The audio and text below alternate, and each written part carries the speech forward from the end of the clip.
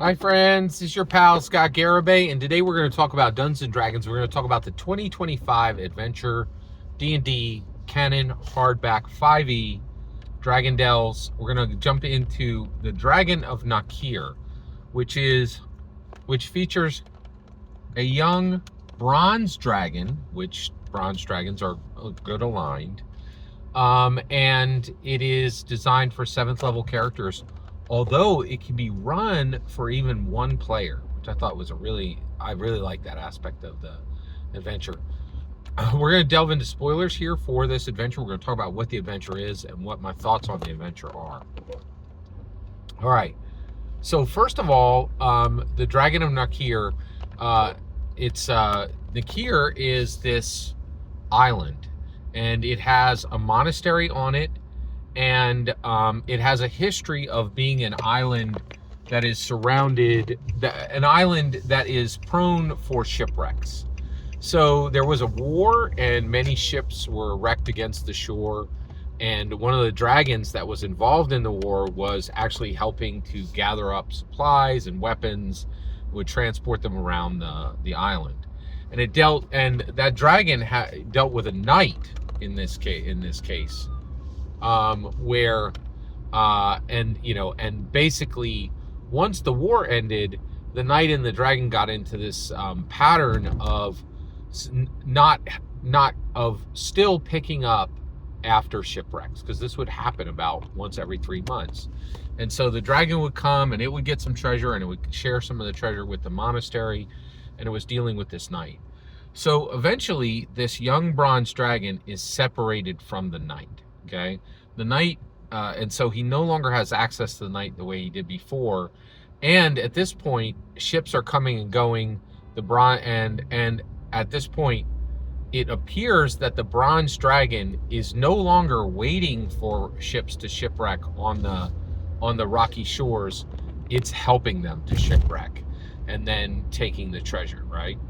And so the monastery gets upset about this and engages the player characters and says, hey, you need to help us, because this dragon that used to just pick up after ships would wreck now appears to be wrecking ships.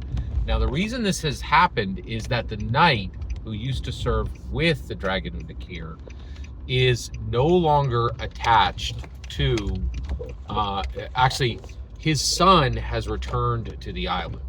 But his son is not a knight, his son is an assassin, okay?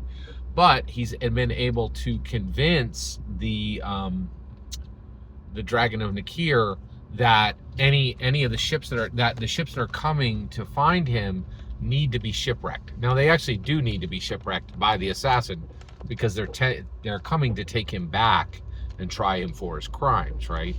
But this assassin then uses the Dragon of Najkir and is saying, you're protecting me, right? And I'm your good friend, right?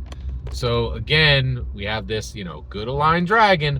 Oh, it's all misunderstanding, right? Now, I really don't like this aspect. So many of these are. So basically, the designers were like, oh, good dragon. It's got to be a misunderstanding. Really did not like that aspect of this. What I did like, though, is this island has a great structure. I love that this island historically is an island that causes shipwrecks, right? Because that would definitely happen, right? Like, especially in these kind of fantasy times, and especially if you did not build a lighthouse, right? Like, and I also love the monastery being here. So you have this island that's prone to shipwreck.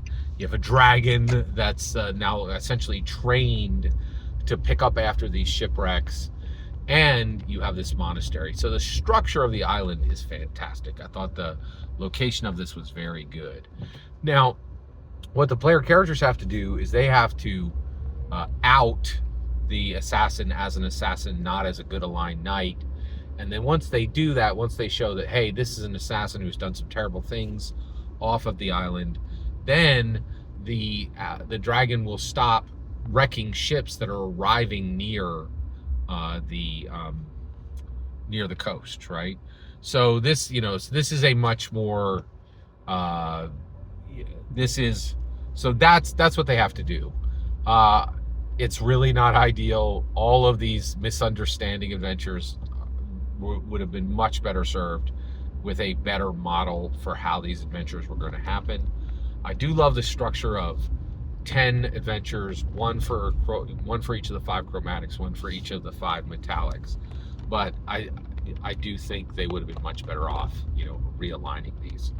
I love the structure of this. I also really liked. I also really am enjoying seeing one of every single one of the dragons, and giving aspects to be able to interact with them. I also was fantastically thrilled that this can be scaled all the way down to 1 adventure. I'm a big fan of Dungeons and Dragons Duet. Dungeons and Dragons is extremely difficult to run, especially today in a world where people are more and more insular and more isolated. And so I actually think that Duet Dungeons and Dragons, 1 player, 1 dungeon master, is probably one of the best options you could do nowadays. Because it can be very hard gathering everybody together. All right, so that's it. That is the full sweep on the Dragons of Najkir. I would say this is a 4 out of 5 star adventure. I very much enjoyed it. I definitely would have made the motivations different, but I love the structure of the island itself and the history of the island. Every single word you just heard in this video is my humble opinion, nothing more, nothing less. The important part is when I get to hear your humble opinion. When you get in the comments and send your traffic, please consider liking and subscribing, and have a fetch millennium.